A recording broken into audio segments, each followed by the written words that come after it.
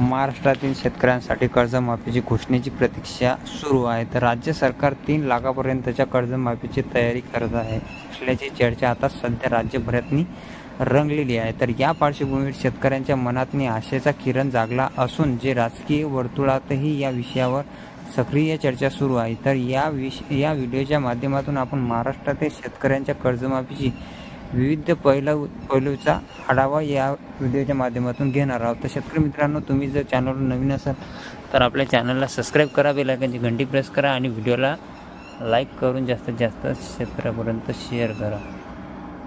तर चला तर शेतकरी मित्रांनो, आता सुरुवात करू. तेलंगणाच्या निर्णयात आणि महाराष्ट्रातील प्रतिसाद.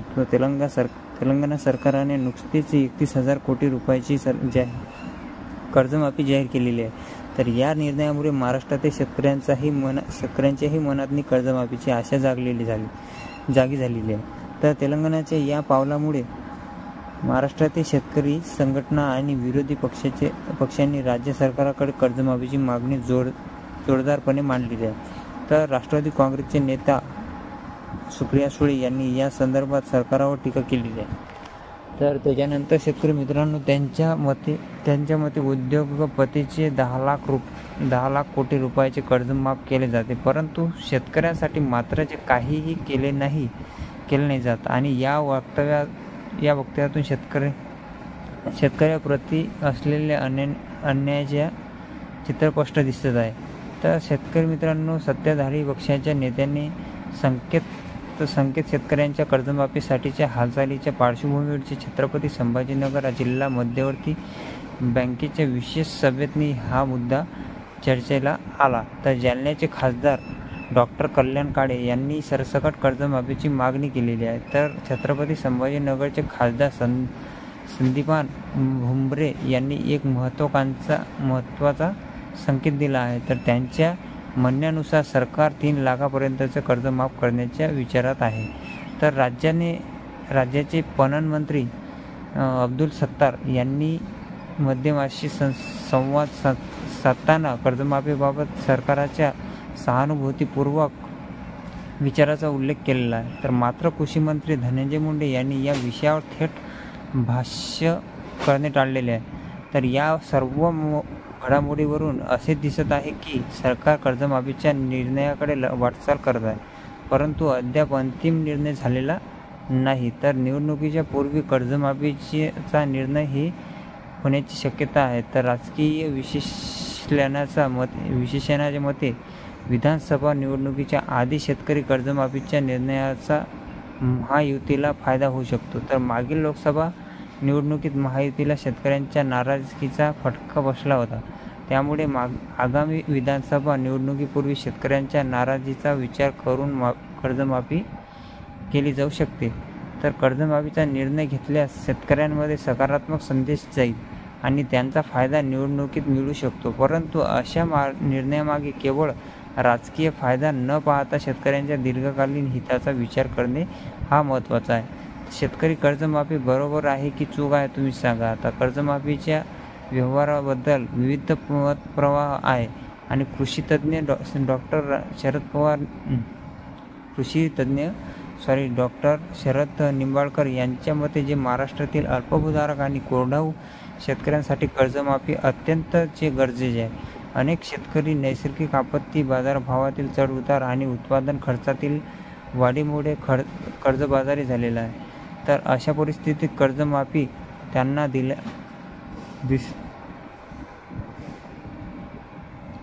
दिलासा देऊ शकतो. तर परंतु आर्थिक तज्ज्ञ राजेंद्र जाधव यांच्या मते राज्यात आर्थिक परिस्थिती ही कर्जमाफी व्यवहार्थ नाही.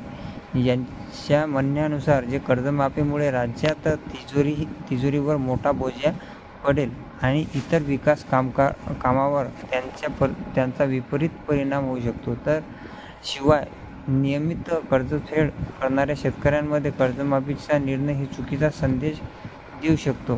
तर कर्जमाफीवर शेतकऱ्यांच्या मते कर्जमाफीशिवाय इतर पर्यायाचाही विचार करण्याची गरज आहे. तर शेतकरी शरद सवडे यांच्या मते जे आहे ते शेतकऱ्यांना कर्जमाफीपेक्षा शेतमालाला चांगला भाव मिळणे आणि खते औषधीच्या किमती नियंत्रणात असणे आवश्यक आहे.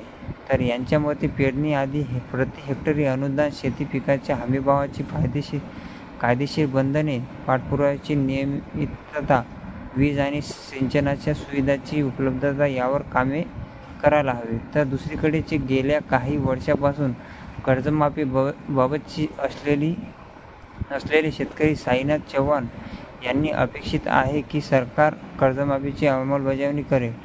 त्यांच्या मते कर्जमाफीमुळे अनेक शेतकऱ्यांना दिलासा मिळेल आणि त्यांना नव्याने शेती करण्याची संधी मिळेल. त्यांनी पीक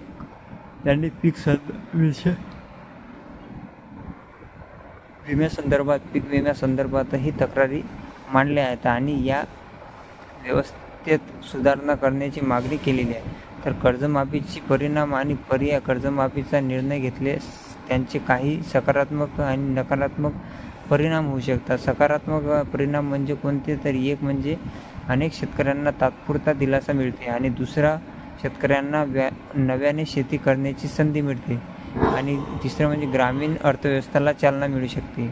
आणि नकारात्मक परिणाम जे पाहणार आहोत आपण, नकारात्मक परिणाम राज्याच्या तिजोरीवर मोठा आर्थिक बोजा पडते. तर नियमित कर्जफेड करणाऱ्या शेतकऱ्यांमध्ये नाराजी निर्माण होऊ शकते. बँकेच्या आर्थिक स्थितीवर परिणाम होऊ शकते. तर तिसरा परिणाम जे आहे ते बँकेच्या आर्थिक स्थितीवर परिणाम होऊ शकते आणि जे कर्जमाफीऐवजी किंवा तिच्यासोबत इतर उपायाचाही विचार करणे महत्त्वाचे आहे. पहिलं म्हणजे शेतमालाला योग्य भाव मिळण्यासाठी बाजार व्यवस्था सुधारणे आणि दुसरं सिंचन सुविधेचा विस्तार करणे.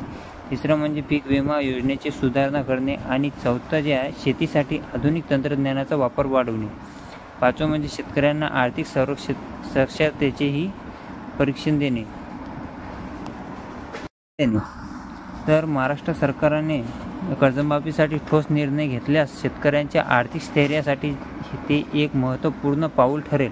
परंतु केवळ कर्जमाफी हा शेतकऱ्यांच्या समस्येवरील कायमस्वरूपी उपाय नाही, तर शेती क्षेत्राच्या सर्वांगीण विकासासाठी दीर्घकालीन धोरणाचीही आखणी आणि अंमलबजावणी करणे गरजेचे आहे. तर शेतकऱ्यांना कर्जमाफीसोबतच शेतमालाला योग्य भाव, सिंचन सुविधा, आधुनिक तंत्रज्ञान आणि आर्थिक सुरक्षितता यासारख्या गोष्टीची गरज आहे. या सर्व बाबींचा एकत्र विचार